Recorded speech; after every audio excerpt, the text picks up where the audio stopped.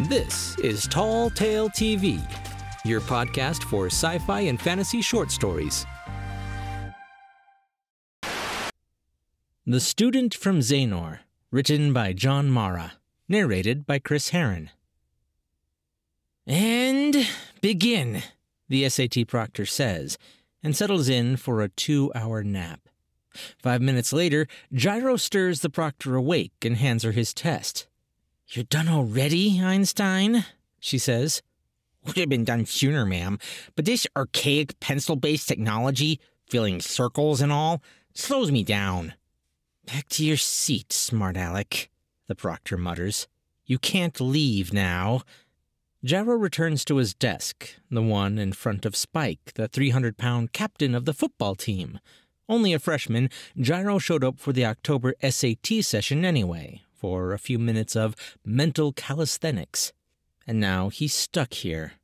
To pass time, he fills the circles on Spike's test, too, which turns out to be a good bargain all around. The proctor gets her nap, Spike gets his answers, and Gyro gets to keep his left arm screwed into its socket. When the SAT session mercifully ends, Gyro passes beneath the drowsy proctor's icy glare.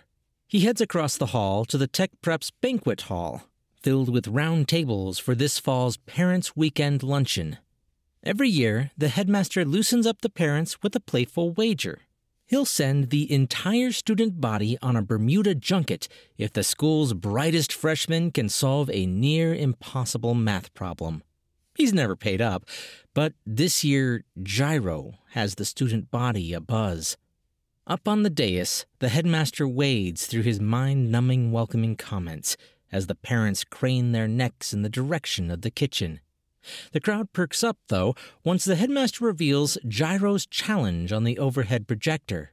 "Here's a list of dates for 50 Earth-altering astronomical events on the cosmic calendar," the headmaster says smugly. "Tell me the exact date of the next life-changing astronomical event." Looks of befuddlement descend on the assembled intelligentsia, parents and students alike, but none are more perplexed than Spike. Hardly a math whiz, Spike's main contribution to society is his invention of the dreaded double front and back wedgie maneuver, which he proudly executes with precision. "Kiss Bermuda goodbye," Spike deduces for the benefit of his front-row tablemates. "Announce your answer in 2 minutes, Gyronomus," the headmaster gloats. 2. He checks his watch and sits next to the admissions officer on the dais. "I'll eat that ugly paisley tie of yours if this little twerp solves this one," the headmaster says. Gyro, at a prepubescent 5 feet tall, approaches a lectern that rises only to his chin. The gathered multitude cranes its collective neck once again, this time to catch a glimpse of its 90 pounds of hope for the pink sands of Bermuda. "Although finite in number, billions of possible mathematical progressions exist," Gyro lectures. "While complex, the problem the headmaster presents is merely a Varinian mathematical progression." The hopeful audience applauds and shifts in the front of their seats in anticipation. The admissions officer grins at the blanching headmaster and gnaws on his paisley tie. "What's the bio on this punk?" the headmaster gulps. "He showed up the day classes started and aced the entrance exam. We had a spot open and admitted him," the admissions officer shrugs. "Where's the kid from?" "His name's Gyronomus. Gyro must be Greek," the admissions officer says. "His application says he's from Xenor. Must be one of them pretty Greek islands. There's 6,000 of them, you know." "Why aren't his parents here?" "My friend, have you ever counted the number of flight connections from Xenor?" "Well, I say we get rid of him." "Are you kidding? I've seen his astrophysics lab simulation on interstellar travel."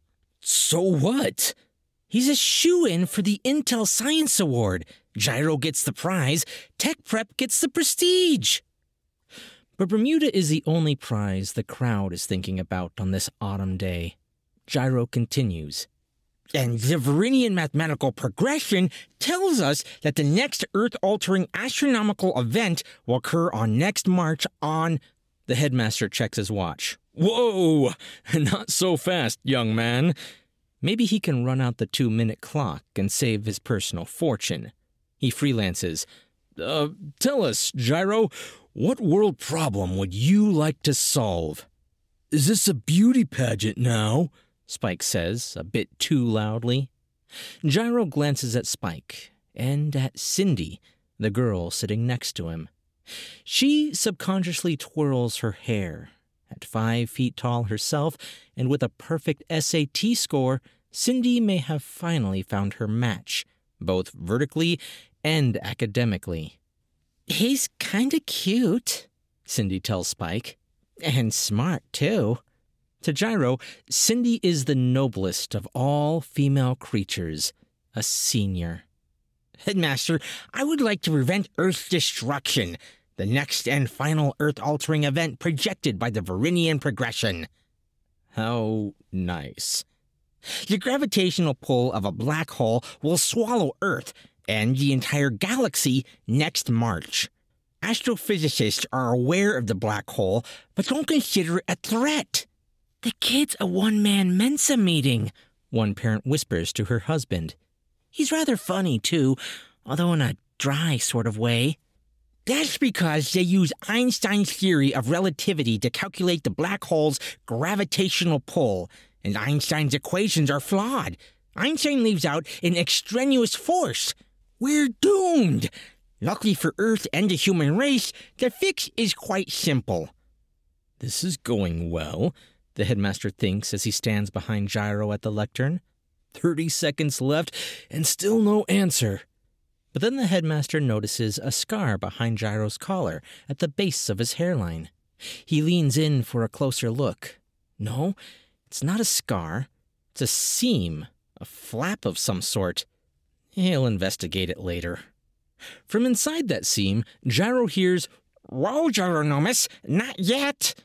The order comes from his commander on the planet Xenor, transmitted through the acetate strip implanted in the left analytical side of Gyro's brain. The Xenors, an inherently benevolent race, designed Gyronomus with flesh and blood precision and sent him to save the Earth from becoming black hole chum. You were to ingratiate yourself with the humans before you dropped the black hole thing on them, the Xenor transmits. Ingratiate! The humans are a highly irrational sort, Gyronomus, and will react unpredictably. Remember your training? They worship the Kardashians, and once claimed Pluto was a planet. But with Senior Cindy pursing her lips for his sole benefit, Gyro hardly hears his Xenor commander. 10 seconds, Gyro, the headmaster warns. Gyro fixes his gaze on Cindy. The answer is March 15th. Like Caesar, you will meet your doom on the very Ides of March. Gyro hopes his historical reference impresses Senior Cindy. The students check their smartphones for Bermuda's best beaches and the age requirements to rent motor scooters. Wrong! The headmaster shouts gleefully. The crowd deflates, but recovers quickly when the dessert carts emerge from the kitchen. The Bermuda trip will have to wait yet another year, much to the relief of the headmaster's checking account. Nice try, Gyro, but the answer is March 14th, not 15th, the Xenor transmits. Next year is Earth's leap year. What's a leap year? Gyro transmits back to the Xenor. It's a blatant non-linear hack on the space and time continuum, the Xenor explains.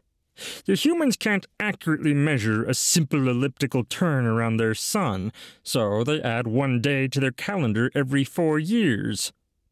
When the disappointed throng clears the room, Cindy stays behind.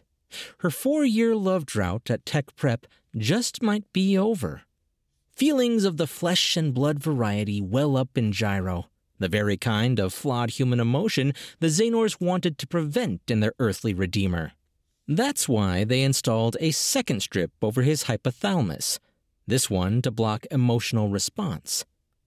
But the toxic mix of bubbling pubescent hormones and Senior Cindy are too much even for the Xenor's acetate strips. Gyro covers his groin with a folder. The two 90-pound academic juggernauts sashay arm in arm down the alleyway to their lockers. Don't go away now. She winks as she unclamps Gyro's vice-like grip and ducks into the restroom to freshen up. In a breathless swoon, Gyro tears open the flap in the back of his neck. He yanks out the acetate strip that governs his emotions and stuffs it in his back pocket. "Abort! Abort the mission!" he hears on his analytical side. He rips out the communication strip as well, just before the Xenor commander hits Gyro's kill switch.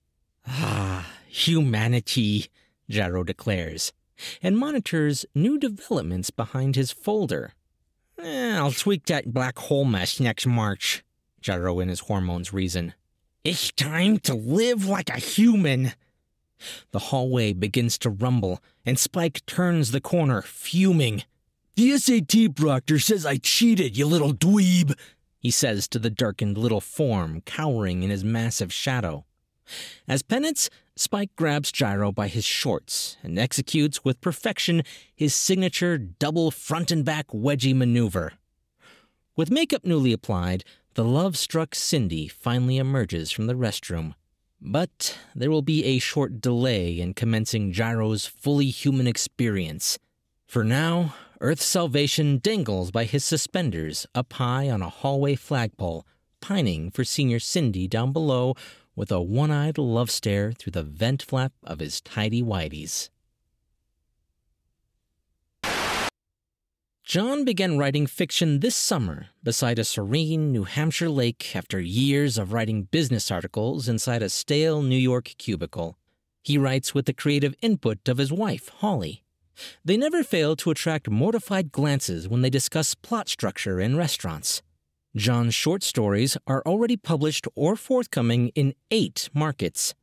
His previous sci-fi humor collaborative story, Galaxy Creation 101, was also narrated on Tall Tale TV. Hey guys, if you enjoyed hearing about Gyro's quest to save the world, you might like to hear about how Jess, his distant cousin, created it in the first place in Galaxy Creation 101. It's a story I previously published here on Tall Tale TV. I'll leave a link in the description if you're interested. John Mara may be new to the writing game, but I, for one, am totally digging his style. And of course, be sure to subscribe. This show is available on YouTube, Facebook, and just about every podcast app available. I'm Chris Herron, and that's it for today's Tall Tale TV.